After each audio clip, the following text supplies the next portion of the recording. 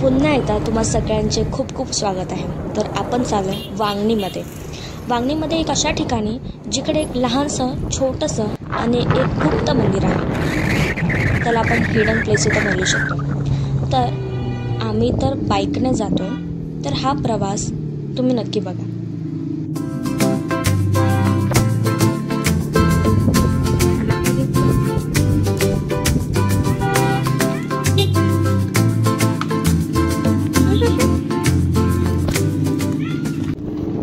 वांगणीचा एक signal cross केल्यावरती हा एक पूल येतो।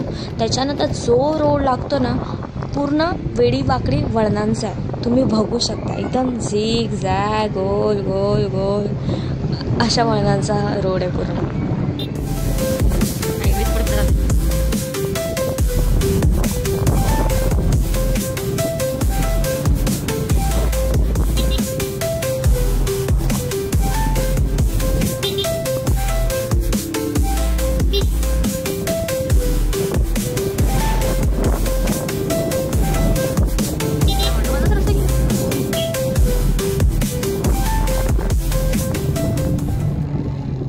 त्यानंतर तुम्हाला हा कच्चा रोड लागेल, ते समोर दिसते मंदिर।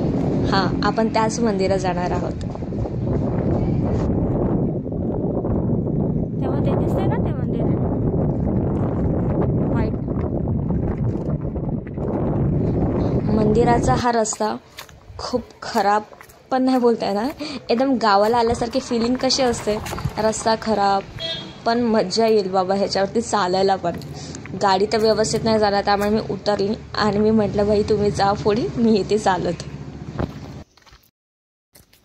जसं मी तुम्हाला सांगितलं, आता आम्ही वांगणीच्या एका मंदिरात चाललो। ते नाना महाराजांचं मंदिर आहे। त्याचे रस्ता खूप काट्याकुट्यांचा आहे, खूप खडबडी रस्त्याचा आहे। तर आता तुम्ही बघतच असाल, आणि ऊन पण भयानक पडलेलं आहे। वाजले 12। ठीक आहे, तुम्ही बघा पुढचे व्हिडिओ।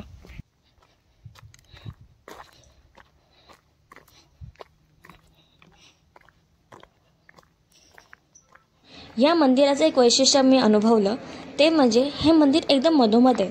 चारी बाजूने जंगल, एका साईडला नदी, असं हे वातावरण आहे तिकडे। तर आता आपण पोचलोय या मंदिरात। श्री क्षेत्र पपू नाना महाराज तराणेकर मार्तंडवाडी।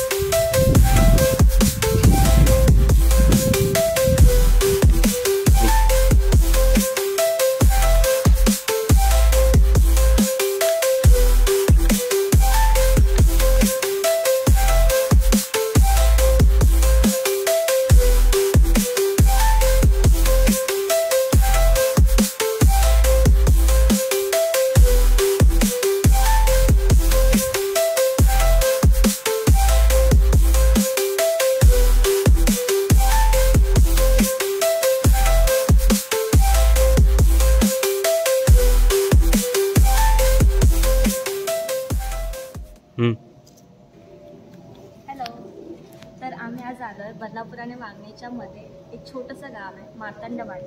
तर तिकडे आम्ही आज नाना महाराजांचं दत्त मंदिर या ठिकाणी आलो। आणि हे दत्त मंदिर एकदम निसर्गाच्या मध्येच आहे, ते तुम्ही बघू शकता। एकदम निसर्गाच्या मध्ये, एकदम बोलतात ना हिडन प्लेस, तसं हे मंदिर आहे। आणि तुम्ही समोरच बघू शकता, समोर पण उल्हास नदी आहे। त्यामुळे एकदम पीसफुल अशी जागा आहे इकडे, एकदम शांततामय।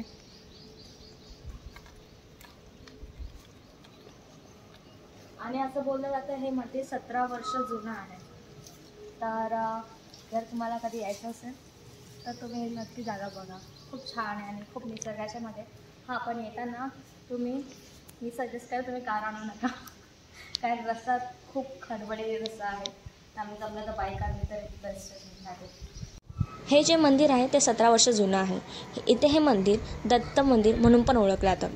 इथे वर्षातून 6 ते 7 उत्सव साजरे केले जातात। दत्त जयंतीला तर इथे खूप मोठा उत्सव आहे असं त्या काकांनी सांगितलं आम्हाला. त्याच व्यतिरिक्त त्याने आम्हाला हेही सुद्धा सांगितलं, खूप लोक खूप लांबून दर्शनासाठी इकडे येतात, पण त्या व्यतिरिक्त काही जण बड्डे सेलिब्रेशनसाठी येतात, तर काही जण एंगेजमेंट करायला, तर काही जणांचे तिकडे लग्नसुद्धा लावलेले आहेत. तर हे जे नैसर्गिक रमणीय ठिकाणी हे जे मंदिर आहे, छोटंसं आणि हिडन प्लेस मंदिर आपण ह्याला बोलू शकतो, हे तुम्हाला कसं वाटलं हे नक्की मला सांगा. आणि या मंदिरात तुम्ही नक्की जा, कारण एवढं सुंदर निसर्गाच्या सानिध्यात असलेलं मंदिर आहे. आणि आजूबाजूला तर बांबूची एवढी झाडं आहेत ना, तर तुम्हाला काय सांगू. तर हे मंदिर तुम्हाला कसं वाटलं ते नक्की सांगा. आणि मेन म्हणजे या निसर्गाचा खूप जास्त अनुभव. चला तर मग पुढच्या व्हिडिओची वाट बघा.